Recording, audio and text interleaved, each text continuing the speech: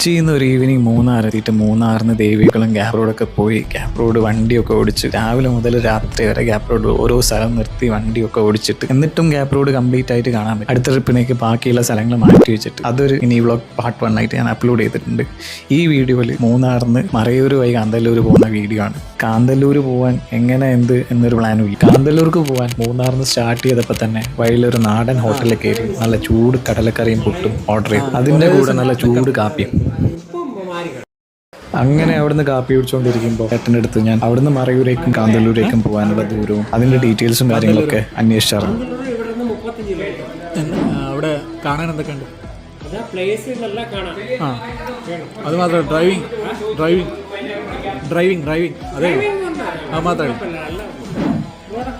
ആ അത് കഴിഞ്ഞാൽ പിന്നെന്താ അങ്ങോട്ട് പോകാൻ പറ്റില്ല. അങ്ങോട്ട്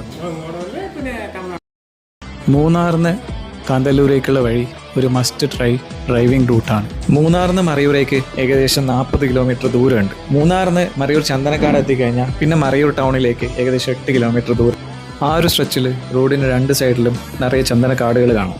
ഈ ഒരു സ്ട്രെച്ച് കഴിഞ്ഞാൽ അത് മറയൂർ ടൗൺ ആണ്. മൂന്നാറിന് മറയൂരേക്ക് ട്രാവൽ ചെയ്തപ്പോൾ ബ്രേക്ക്ഫാസ്റ്റ് കഴിച്ച ലൊക്കേഷൻ കഴിഞ്ഞിട്ട് 2.5 മണിക്കൂർ എടുത്ത് മറയൂർ ടൗൺ എത്താൻ. ഈ ഒരു സ്ട്രെച്ചിൽ ചെറിയ ചായക്കടകളല്ലാതെ അത്യാവശ്യ സാധനങ്ങൾ കിട്ടാൻ ഒരു സൗകര്യങ്ങളും മറയൂർ ടൗൺ എത്തുന്നത് ഞാൻ കണ്ടില്ല. മൂന്നാറിന് പോകുമ്പോൾ മറയൂർ ടൗണിൽ ഫ്ലൈറ്റ് കട്ട് ചെയ്ത് കഴിഞ്ഞാൽ കാന്തല്ലൂർ പോകാം. ഇടുങ്ങിയതാണെങ്കിലും അത്യാവശ്യം വെൽ മെയിൻറ്റെയിൻ കൂടുതലാണ്. കാന്തല്ലൂർ എത്തി ഗൂഗിൾ മാപ്പിൽ പ്ലേസസ് ടു വിസിറ്റും കാന്തല്ലൂർ ചെക്ക് ചെയ്തപ്പോൾ ഒരു ഡാം കണ്ടു. ഡാമിന്റെ അടുത്തെത്തിയപ്പോൾ മനസ്സിലായി dam is under construction and അതിന്റെ ഇനോഗ്രേഷൻ 2026 എപ്പോഴും നടക്കുകയായിരിക്കും.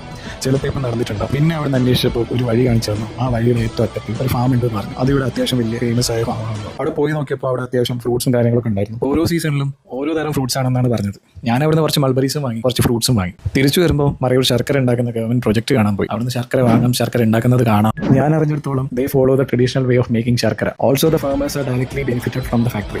ഗൂഗിൾ മാപ്പിൽ നോക്കിയപ്പോൾ മറയൂരിൽ കുറച്ച് ഫേമസ് വാട്ടർഫോൾസ് ഉണ്ട്. ഈ ഒരു ട്രിപ്പിൽ ആ വാട്ടർഫോൾസ് ഒക്കെ ഞാൻ സ്കിപ്പ് ചെയ്തു. അടുത്ത ഡെസ്റ്റിനേഷൻ കോഴിക്കോടാണ്. കാന്തല്ലൂരിന് കോഴിക്കോടേക്ക് 2 വഴി. കാന്തല്ലൂരിന് മറയൂർ എത്തി, മറയൂരിന് മൂന്നാർ പോയി, മൂന്നാറിന് കൊച്ചി വഴി കോഴിക്കോട്. അടുത്ത വഴി മറയൂരിൽ നിന്ന് കേരളത്തിലെ ചിന്നാർ വൈൽഡ് ലൈഫ് സാങ്ച്വറി വഴി തമിഴ്നാട് ബോർഡർ കടന്ന് അവിടുന്ന് ആനമലൈ ടൈഗർ റിസർവ് വഴി ഉടുമൽപേട്ടയിൽ എത്തിയിട്ട് അവിടുന്ന് കോയമ്പത്തൂർ സ്കിപ്പ് ചെയ്ത് പാലക്കാട്ടിലെ വഴി കോഴിക്കോട്. മറയൂരിൽ നിന്ന് ഉടുമൽപേട്ടയിലേക്കുള്ള ഈ ഒരു റോഡ് 9 ഹെയർപിൻ വളവുകളുള്ള ഒരു ചുരം റോഡാണ്. കുത്തനെയുള്ള ഇറക്കങ്ങളും ഇടുങ്ങിയ റോഡുമാണ് ഈ ഒരു സ്ട്രെച്ചിന്റെ പ്രത്യേകത. നേരത്തെ പറഞ്ഞ പോലെ ചിന്നാർ വൈൽഡ് ലൈഫ് സാങ്ച്വറിയിലൂടെയാണ് ഈ റോഡ് കടന്നു പോകുന്നത്. ഈ ഒരു റോഡ് കേരള തമിഴ്നാട് ബോർഡറിന്റെ ഭാഗമായതുകൊണ്ട് ഒരു ചെക്ക് പോസ്റ്റ് കടന്നതാണ് തമിഴ്നാട്ടിലെത്താൻ. ഉടുമൽപേട്ടയിലെത്തിയാൽ പിന്നെ 2 സൈഡ് പാടങ്ങളുള്ള തമിഴ്നാട് ഗ്രാമങ്ങളുടെ ഇടയിലൂടെ പോകുന്ന വലിയ റോഡുകളാണ്. അവിടുന്ന് പിന്നെ തമിഴ്നാട്ടിലെ ഹോട്ടലിലൊക്കെ കയറി അവിടുത്തെ വടയും ഇഡ്ഡലിയും സാമ്പാറൊക്കെ കഴിച്ച് പിന്നെ പാലക്കാട് പിന്നെ Kozhikode. So see you all until I come up with a new video.